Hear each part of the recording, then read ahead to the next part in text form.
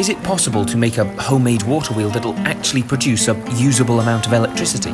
That's essentially what I've been doing with my last two designs, which didn't really work. But for this new design, I've used actual foundations and a belt-driven gearbox. And hopefully after testing this thing, I could see if these improvements actually worked by charging a portable charger with what is essentially renewable energy. You see, the previous design did have a fair few issues, with the most obvious being the fact it was missing. As in, I came back the next day and there was absolutely no sign of this thing. And granted, there had been quite a lot of rain, but at this point I'd kind of lost everything. Until I wandered down the river and just by sheer luck, the wheel had lodged itself underneath a fallen tree. And so I hadn't lost everything, but it wasn't great. But if I'm honest, I wasn't that surprised, as the main issue with this design was the frame. It didn't really have two legs to stand on. I couldn't even set the thing up without it wandering down the river. But I did have an idea.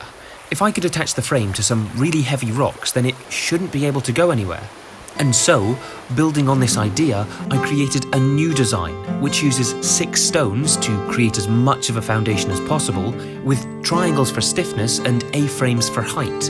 And thankfully I've still got the old wheel, which should function just fine. There's not really much damage to it. And so hopefully this design can actually make electricity and not get washed away by the river. And my plan to attach stone to wood all revolves around this relatively large screw, which first needs decapitated.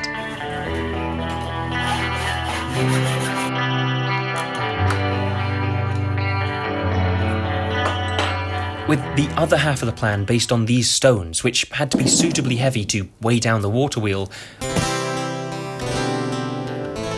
but light enough for me to be able to transport them, as the plan involved bringing them home, to drill a hole into them, then filling that hole with epoxy, sliding in the screw, letting that set, then screwing on the wooden pillar. And to make some fairly decent-sized holes in 6 stones, I needed a pretty powerful drill. Although it was a lot easier than I was expecting. I'm not quite sure what type of stone I actually had. My guess is something like sandstone. But it only took a couple seconds to actually drill the holes.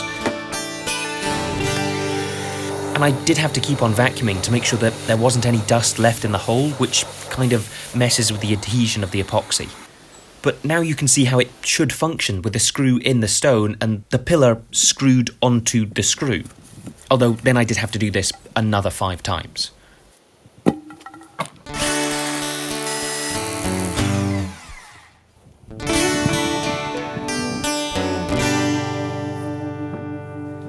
And after moving them to the garage, you can see that they're all different shapes and sizes, as well as the fact that they're not level. They don't sit stable on a flat surface. Although I doubt the riverbed's going to be flat. And so instead of drilling straight down through all of them, each hole is drilled perpendicular to a random plane on each of them, allowing the wooden pillars to sit flush. But to attach the screws, it's actually a fairly simple process using a 2-part adhesive, which needs the ratio measured. And I'm pretty sure there's going to be some special type of anchoring epoxy you're supposed to be using, although I'm also pretty sure that'll be quite expensive. This isn't. This is some old laminating resin I just had lying about, which I think is supposed to be used on composites. Although realistically, these old kitchen scales are so inaccurate, I don't think the type of epoxy is going to matter. And it's also not helped by the fact I've got no idea what I'm doing.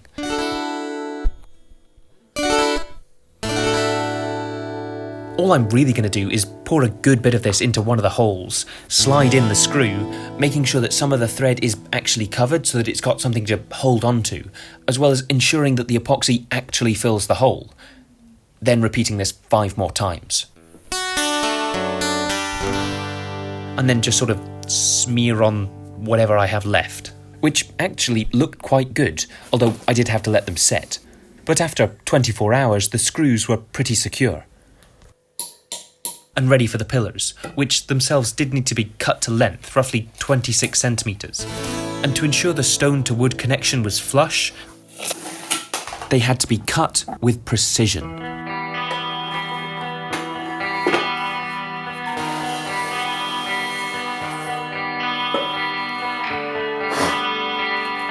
And this is good wood. I think it's oak, and I don't really have a lot of it. I also don't like the idea of it just splitting in two when I screw it together.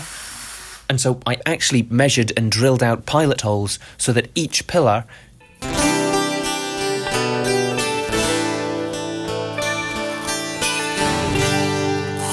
sits quite nicely. And I am actually pretty pleased with how they've turned out. They're really quite strong, so much that I can hold them by the actual pillar and lift them up.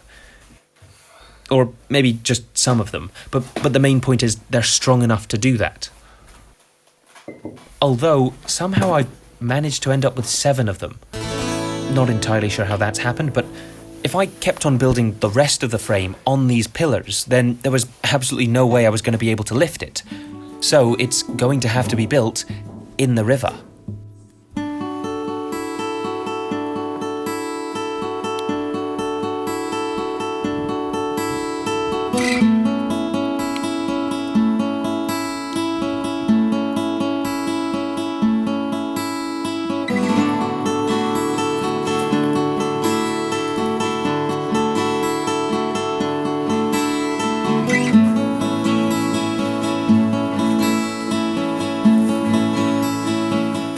Although, in comparison to the last time I was here,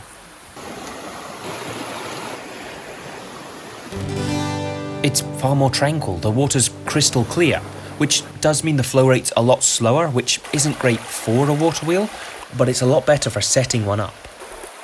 And once I dragged each of the parts of the foundation to the side of the river, you can see the issues I'm going to have with making everything level, as each one of the posts are all misaligned, they're all off-kilter or slightly squint.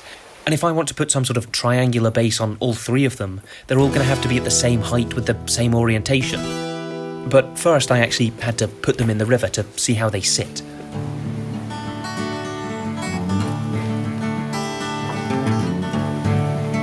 And I know that the far section on the corner has this really high flow rate, as this section of the river has 2 main streams, with the far side being a lot flatter and shallower, which works a lot better for adding foundation. Although it's not that flat. As you can see, once all the foundations were added, none of them were even really close to being level. And the idea of building a frame on these posts or these posts seemed rather far-fetched, with this relatively simple design starting to look a little bit too ambitious. Despite this, I continued on to making the next part of the frame, which were these triangular sections, which first involved measuring out a rough distance, and then cutting and screwing everything together. And that, if I'm honest, that was kind of it.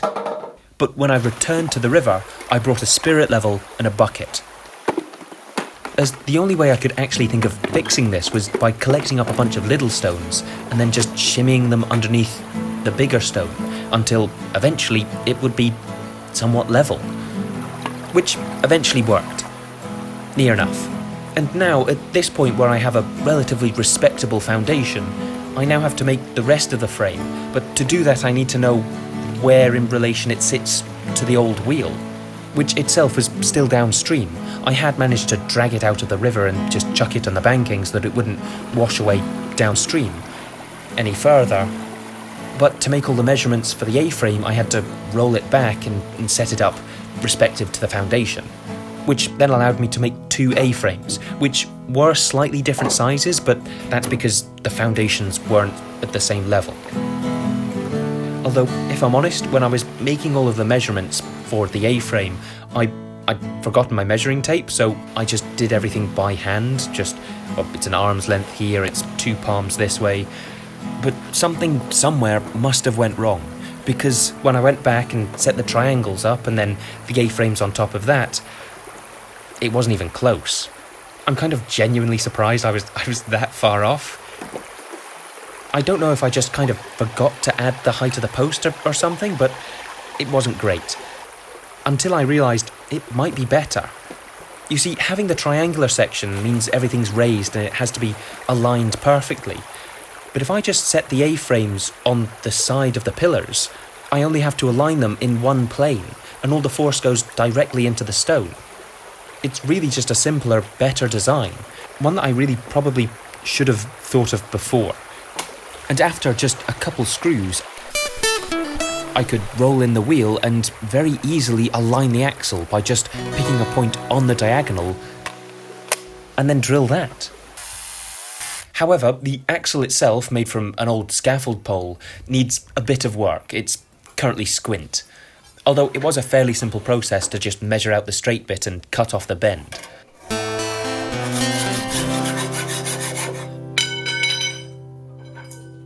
With the section remaining hopefully being somewhat straight, and thankfully this section was just long enough to span the gap between the A-frames and let the wheel spin. And unfortunately I still don't have any bearings because bearings are still too expensive. Although I feel I have bigger issues than optimising for friction. Most imminently, the fact that it's still not really level. It only really takes about 30 seconds for it to slide and get caught on one of the rocks, which I can fix. And eventually I did manage to get something that physically and mechanically worked. But a water wheel is only really as good as its generator and gearbox, which last time did leave something to be desired, mainly due to the fact it was too big, misaligned and barely had any tension. And so I created this design, which has two main improvements. Firstly, there's multiple pulley systems, which multiply their gear ratios together, meaning the size of the pulleys can be a lot smaller, allowing every rotation of the water wheel to roughly transfer into 23 rotations of the motor, which comparatively is slightly better than the 15 rotations from the last design, if it was actually spinning at all. And secondly, the belts are grooved, meaning the pulleys have actual teeth to hold onto the belts and improve the transfer of power. Unfortunately, when I'd been testing this design, I found I'd been too ambitious with the gear ratio, because when I was turning the pulley by hand, it kept on slipping. There was just far too much resistance coming from the generator connected to this high gear ratio. However, I was able to essentially overpower this and actually get the motor spinning, although it took more tension than these pulleys could handle. And so when I took it to the water wheel and set everything up, I used a smaller gear ratio. Although I was then faced with yet another issue, as you can see that the water wheel's spinning, but the generator isn't. But when I looked closer, I realised it was the pulley spinning on the axle, which kind of shows how much resistance there is in the generator and how much torque the water wheel actually has. And I quickly realised these screws that are just screwed onto the axle aren't providing enough friction, although it was nothing a well-placed bolt couldn't fix. And I will say, sort of hands down, the worst part of my last design was the electronics. Or at least not the electronics themselves, more the way they're attached, as insulating tape was never really going to work. And I do actually really like the idea of making one of those industrial grey electronic boxes with just one screen and one button and that's it. But for now, an old lunchbox will at least be watertight. And it is still a really simple circuit with a rectifier, a couple capacitors and a regulator feeding a portable charger, with the main focus really being on the screen that displays how many volts this thing's actually making. And it shouldn't really be going anywhere if it's drilled in place.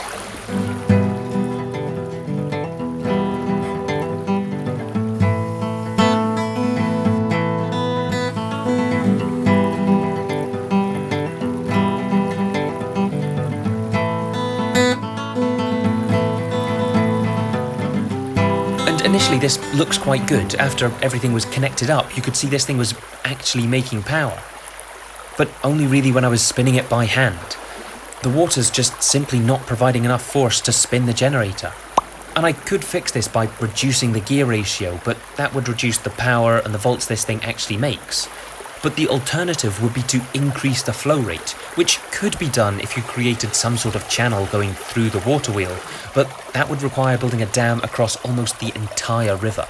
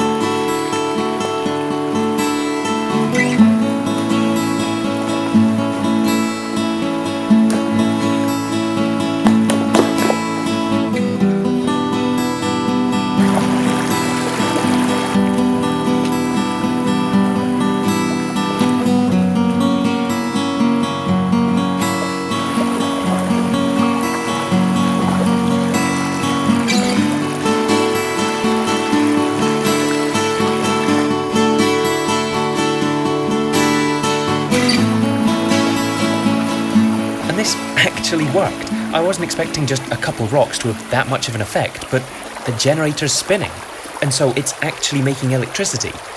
But not usable electricity. You see, the specific circuit I've got uses a 5-volt buck converter, meaning any voltage above 5 is then bucked to 5 volts, which is what the portable charger needs. But for anything less than 5 volts, it doesn't work. I don't actually know where that voltage is going, but it's not into the battery. And also, the screen itself requires roughly 3 volts to turn on, so currently this is producing less than that. So in order to charge the battery, I need to make more than 5 volts, which means the dam needs to be a bit better.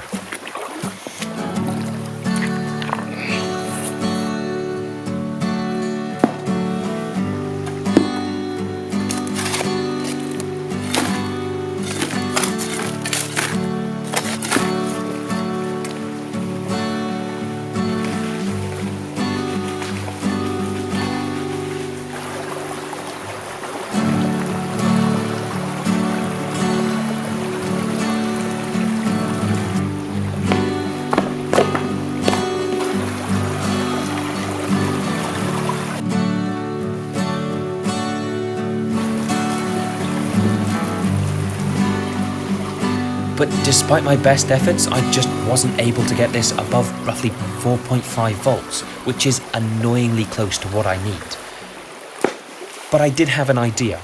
If I added a boost converter before the buck converter, I would boost the voltage to above 5 and then buck it down to 5. But when I returned the next day, the pulley system had broken. It hadn't just sort of separated, the actual 3D print had snapped. And unfortunately, the portable charger was still at 0%. And as promising as this design looked, I think I found the limit of belts and 3D printed pulleys. And so for the next version, I think it's going to have to be something a bit more industrial. And at this point, I'll take any recommendations anyone's got, any suggestions for improvements, because at this point, it kind of needs it.